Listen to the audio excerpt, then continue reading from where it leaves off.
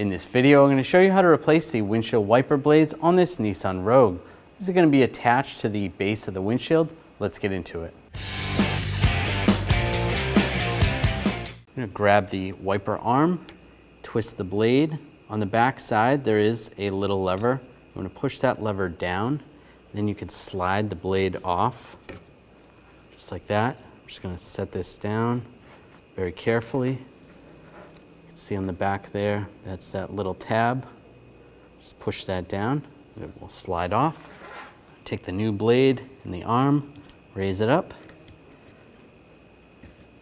slide it, lock it in place, and you can do the same on the other side. When only the best will do, demand TRQ. The only company that lets you view before you do. TRQ is committed to offering the highest quality aftermarket auto parts that are engineered for peace of mind. Thanks for using and viewing with TRQ.